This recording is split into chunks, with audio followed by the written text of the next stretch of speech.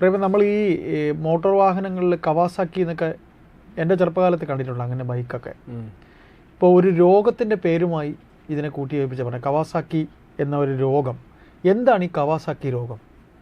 കഴിഞ്ഞ ദിവസം നമ്മുടെ കോഴിക്കോട് നിന്നൊരു വാർത്ത റിപ്പോർട്ട് ചെയ്തു. ഒരു 9 വയസ്സുള്ളൊരു പെൺകുട്ടി കവാസാക്കി എന്ന് പറയുന്ന ഈ രോഗം ബാധിച്ച് മരണമടഞ്ഞു.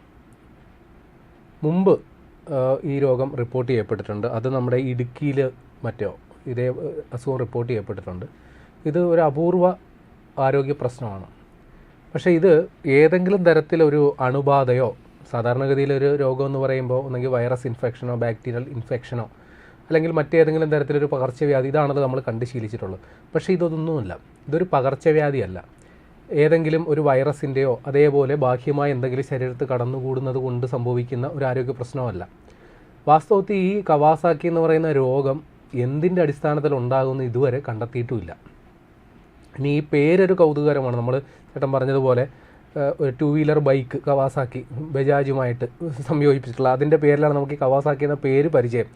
പക്ഷേ ഇതൊരു ജപ്പാനിലുള്ളൊരു ഡോക്ടറുടെ പേരിൽ നിന്നാണ് ഈ അസുഖത്തിന് ഈ പേര് കിട്ടിയത്. അദ്ദേഹത്തിൻ്റെ മുഴുവൻ പേര് ഡോക്ടർ തമാസാക്കു കവാസാക്കി എന്ന് പറയുന്ന ഒരു ഡോക്ടറാണ്, ജപ്പാൻകാരനാണ് ഈ അസുഖം ആദ്യമായി കണ്ടെത്തിയത്.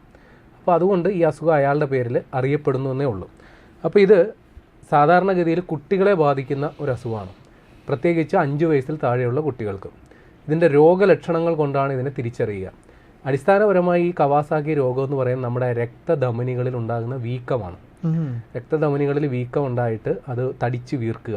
അപ്പോൾ ഇതിൻ്റെ രോഗലക്ഷണമായിട്ട് കാണുന്നത്, പ്രത്യക്ഷമായി കാണുക, കണ്ണുകളിൽ ഉണ്ടാകുന്ന അനിയന്ത്രിതമായ ചുവപ്പ് നിറം, കടുത്ത പനി, വിട്ടുമാറാത്ത പനി, കുട്ടികൾക്ക് ഏതാണ്ട് 104 ഡിഗ്രി സെൽഷ്യസ് ഫാരൻഹീറ്റ് വരെ ഉള്ള താപനില, അതായത് തുടർച്ചയായിട്ട് പനി ഉണ്ടാകുന്നു, താപനില ഈ രീതിയിൽ തുടരുന്നു എന്ന് പറഞ്ഞാൽ പിന്നെ ഈ രോഗലക്ഷണങ്ങൾ, കണ്ണിൽ വലിയ ചുവപ്പ് നിറം, അതേപോലെ കൈയും കാലും ഒക്കെ ചുവന്ന് തടിക്കുക, കഴുത്തിൻ്റെ ഇവിടെയാണല്ലോ പ്രധാനമായ ഈ നമ്മുടെ എന്താ പറയുക നാഡിയുള്ളത്, അത് വല്ലാത്ത തടിച്ച് വീർക്കുക. കൂടാതെ നമ്മുടെ ചുണ്ടും നാക്കും എല്ലാം വലിയ രീതിയിൽ വരണ്ട് പൊട്ടുക, നമ്മുടെ ഈ മഞ്ഞുകാലത്തൊക്കെ സംഭവിക്കുന്ന പോലെ പൊട്ടുക. നാക്കിൻ്റെ അകത്ത് നമ്മുടെ സ്ട്രോബെറി പഴം കണക്കെ തടിച്ച് വീർക്കുക. അപ്പോൾ ഈ രീതിയിലൊക്കെ കാണപ്പെടുകയാണെങ്കിൽ ഈ അസുഖത്തിൻ്റെ ലക്ഷണമാണ്. പക്ഷേ ഇതൊരു മാരക അസുഖമായിട്ട് നമുക്ക് പറയാൻ സാധിക്കില്ല. ഈ അസുഖം വന്ന ഉടനെ തന്നെ ആരോഗ്യ പ്രശ്നം, പക്ഷേ കൃത്യമായ ചികിത്സ കൊടുത്തില്ലെങ്കിൽ മാരകമാകും. ഇത് ഈ രോഗലക്ഷണങ്ങൾ കണ്ട് നമ്മൾ അപ്പോൾ തന്നെ ചികിത്സ കൊടുത്തില്ലെങ്കിൽ കാര്യം കൈവിട്ടു പോകാൻ സാധ്യതയുണ്ട്, പ്രത്യേകിച്ച് കുഞ്ഞുങ്ങളുടേതായതുകൊണ്ട്. പിന്നെ ഈ പറയുന്ന ഈ കവാസാക്കി രോഗം മുമ്പും റിപ്പോർട്ട് ചെയ്യപ്പെട്ടിട്ടുണ്ട്. ചില കേസുകളിലൊക്കെ ഇത് തിരിച്ചറിയപ്പെടാതെ ചിലപ്പോൾ മരണം പോലും സംഭവിച്ചിട്ടുമുണ്ട്. കാരണം ഈ രോഗലക്ഷണങ്ങളൊക്കെ കാണുമ്പോൾ പൊതുവെ ആളുകൾ ധരിച്ചു വെക്കുക ഇത് 5ാം പനിയായിട്ടോ അല്ലെങ്കിൽ മീസിൽസ് എന്ന് പറയുന്ന മറ്റൊരു രോഗാവസ്ഥയുണ്ട്. സമാനമായ രോഗലക്ഷണങ്ങളാണ് ഇതിനുള്ളത്. ഈ കവാസാക്കി ആണ് എന്നുള്ളത് നമുക്ക് തിരിച്ചറിയപ്പെടാത്തത് കൊണ്ടുള്ള പ്രശ്നമുണ്ട്. അപ്പോൾ ഇവിടെ ഈ പറഞ്ഞതുപോലെ 5 ദിവസത്തിൽ നീണ്ടു നിൽക്കുന്ന പനിയും നേരത്തെ പറഞ്ഞ പോലുള്ള രോഗലക്ഷണങ്ങളൊക്കെ കാണുന്നുണ്ടെങ്കിൽ കൃത്യമായ ചികിത്സ കൊടുക്കുക എന്നുള്ളതാണ്. അപ്പോൾ ഇതിൽ രോഗലക്ഷണങ്ങൾ പറയുന്നത് ഇങ്ങനെയാണ്: ചുണ്ടിലും നാക്കിലുമൊക്കെ വരണ്ട് പൊട്ടുക, നാക്ക് സ്ട്രോബെറി പഴം പോലെ ചുവന്ന് തടിക്കുക, നെഞ്ച്, വയറ്, ജനനേന്ദ്രിയങ്ങൾ അതൊക്കെ ചുവന്ന് തടിക്കുക, ചുണങ്ങൾ രൂപപ്പെടുകയോ ചെയ്യുക, കൈയിലെയും കാലിലെയും ചുവപ്പ് നിറം ഉണ്ടാവുക, തൊലി ഉരിഞ്ഞു പോവുക, പിന്നെ കഴുത്തിലെ ഗ്രന്ഥി, കഴുത്തിൽ നീർവീക്കം പോലെ കാണപ്പെടുക. ഇത് ഗുരുതരമായ ഒരു ആരോഗ്യ പ്രശ്നമായി മാറുന്നത് ഇത് ഈ നമ്മുടെ രക്തധമനികളിൽ വലിയ വീക്കമുണ്ടാകുകയും രക്ത ഓട്ടത്തെ ബാധിക്കുകയും ചെയ്യും. അങ്ങനെ കുട്ടികളിൽ നമ്മൾ അപ്രതീക്ഷിതമായി ഹൃദയാഘാതം വരെ ഉണ്ടാക്കാനായിട്ടുള്ള കാരണഹേതുവായിട്ട് ഈ അസുഖം മാറും. പക്ഷേ ഇത് ഞാൻ നേരത്തെ പറഞ്ഞതുപോലെ ഇത് ഏതെങ്കിലും ബാക്ടീരിയയോ അതേപോലുള്ള ബാഹ്യ ഇടപെടലുകളുണ്ട് സംഭവിക്കാത്തതായതുകൊണ്ട് ഈ അസുഖമാണെന്ന് രക്തം പരിശോധിച്ചാലോ ഏതെങ്കിലും തരത്തിലുള്ള ടെസ്റ്റ് നടത്തിയാലോ നമുക്ക് കണ്ടെത്താൻ പറ്റില്ല. കാര്യം ഇതേപോലുള്ള വൈറസിൻ്റെ മറ്റോ സാന്നിധ്യം ഇല്ലാത്തത് കൊണ്ടാണ്. ഈ രോഗലക്ഷണങ്ങളൊക്കെ കാണുമ്പോൾ ചികിത്സിക്കുക എന്നുള്ളത് മാത്രമേ ഉള്ളൂ. അപ്പോൾ ഈ ആരോഗ്യ വിദഗ്ധർ ഈ അസുഖത്തെക്കുറിച്ച് പറയുന്നത് ഇതൊരു വൈറസോ ബാക്ടീരിയോ അല്ലെങ്കിൽ പോലും ശരീരം ചിലപ്പോൾ ഏതെങ്കിലും തരത്തിലൊരു പ്രശ്നത്തോട് പ്രതികരിക്കുന്നത് കൊണ്ടാകാം. ഇപ്പോൾ നമുക്ക് നമ്മുടെ ശരീരത്തിന് സ്വയം രോഗപ്രതിരോധ ശേഷി ഉണ്ടല്ലോ. അപ്പോൾ ഏതെങ്കിലും ഒരു ഘടകം, അതൊരു പക്ഷേ നമ്മൾ എപ്പോഴോ കഴിച്ച ഒരു മരുന്നിൻ്റെ പാർശ്വഫലവും ആകാം. അല്ല, ഈ പ്രതിരോധശേഷിയുടെ പ്രകടനമാണ് നമുക്ക് പനിയൊക്കെ ഉണ്ടാകുന്നത്. അതെ അതെ, ഇത് ശരീരം എക്സ്ട്രീമായിട്ട് പ്രതികരിക്കുന്നത് കൊണ്ടാണ്. ഇപ്പം 104 ഡിഗ്രി സെൽഷ്യസ് വരെ താപനില ശരീരത്തിൽ അനുഭവപ്പെടുന്നു പറഞ്ഞു കഴിഞ്ഞാൽ ഏതോ ഗുരുതരമായ സംഗതി ശരീരത്തുള്ളതിനെ പുറന്തള്ളാൻ വേണ്ടി ശരീരം സ്വയം സ്വീകരിക്കുന്നതാണ് ഊഷ്മാവ് കൂട്ടുക എന്ന് പറയും. അപ്പൊ ഈ രീതിയിൽ ഒന്നെങ്കിൽ ഏതെങ്കിലും മരുന്നിന്റെ പാർശ്വഫലം കൊണ്ട്, അല്ലെങ്കിൽ ഏതോ ഒരു സംഗതി എന്താണെന്ന് ഇതുവരെ കണ്ടെത്തിയിട്ടില്ല, അതിനോട് ശരീരം നടത്തുന്ന ഒരു സ്വയം പ്രതിരോധമായിട്ടാണ്. പക്ഷെ അത് മറ്റൊരവസ്ഥയിലേക്ക് പോകുന്നു എന്നുള്ളതാണ്. അപ്പോൾ ഇതിന് കൃത്യമായി കണ്ടെത്തുക, രോഗലക്ഷണങ്ങൾ മാത്രമേ നിലവിലുള്ളൂ. അപ്പോൾ ഇതിന് ഒരു മരുന്നുണ്ട്, ഇമ്മ്യൂണോ ഗ്ലോബുലിൻ എന്ന് പറയുന്ന ഒരു മരുന്ന്. അത് ഞരമ്പിലൂടെ കൊടുക്കുക എന്നുള്ളത് മാത്രമാണ് ഇതിനൊരു പോംവഴി.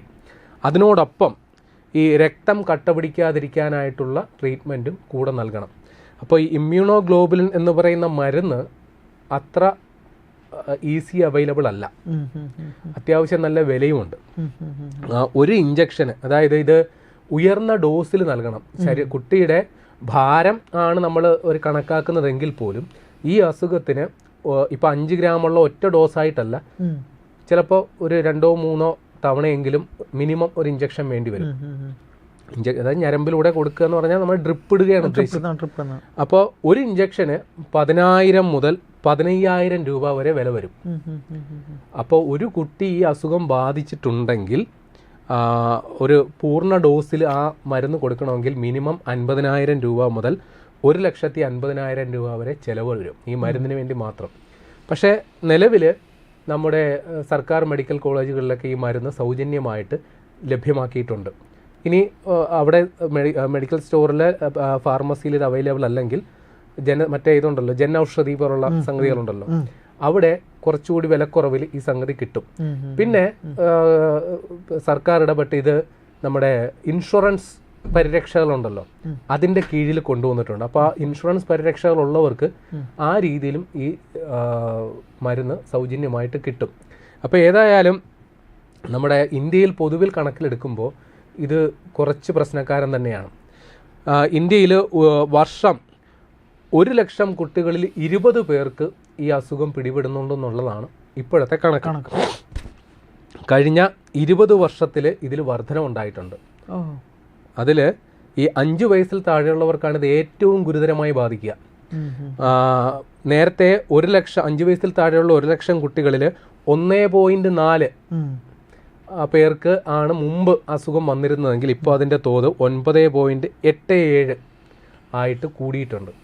അപ്പോൾ ഇപ്പോഴും ഈ സമയത്തും ഈ അസുഖത്തിൻ്റെ യഥാർത്ഥ കാരണമെന്ന് നമുക്ക് കൃത്യതയില്ല. ഏതായാലും ഈ പറയുന്നത് പോലെയുള്ള രോഗലക്ഷണങ്ങൾ ഉണ്ടെങ്കിൽ ഉടനെ തന്നെ വിദഗ്ധരുടെ സ്വയം ചികിത്സ ഒരു കാരണവശാലും ചെയ്യരുത്. ഇപ്പോൾ സാധാരണഗതിയിൽ കുഞ്ഞുങ്ങൾക്കൊരു പനി വന്നാൽ നമ്മൾ ആദ്യം ചെയ്യുക പാരസെറ്റമോൾ സിറപ്പോ മറ്റോ ഉണ്ടെങ്കിൽ ചില ഡോക്ടർമാരും പറയുന്നുണ്ട് ചെറിയ ചൂട് കണ്ട തൽക്കാലം അത് കൊടുക്കൂ, പറ്റുന്നില്ലെങ്കിൽ നിരന്തരം ആശുപത്രിയിൽ കുഞ്ഞുങ്ങളെ കൊണ്ട് പോകുന്നു. അത്ര നല്ല ഏർപ്പാടൊന്നുമല്ല, കാര്യം അവിടെയും വലിയ വലിയ അസുഖങ്ങളൊക്കെ ഉള്ളത്. അപ്പോൾ അങ്ങനെ പറയാറുണ്ട്. പക്ഷേ ഇതേപോലെയുള്ള രോഗലക്ഷണങ്ങൾ, പ്രകടമായ ലക്ഷണങ്ങൾ കാണുന്നുണ്ടെങ്കിൽ ഒരു കാരണവശാലും സ്വയം ചികിത്സ പാടില്ല. ഡോക്ടർമാർക്കും ഇതേപോലെയുള്ള രോഗലക്ഷണങ്ങൾ അവരും ചിലപ്പോൾ തെറ്റിദ്ധരിക്കപ്പെട്ടേക്കാം. ഇത് 5-ാം പനിയുടെ ലക്ഷണമായിട്ടോ മീസിൽസിൻ്റെ ലക്ഷണമായിട്ടോ അവരും തെറ്റിദ്ധരിക്കപ്പെട്ടേക്കാം.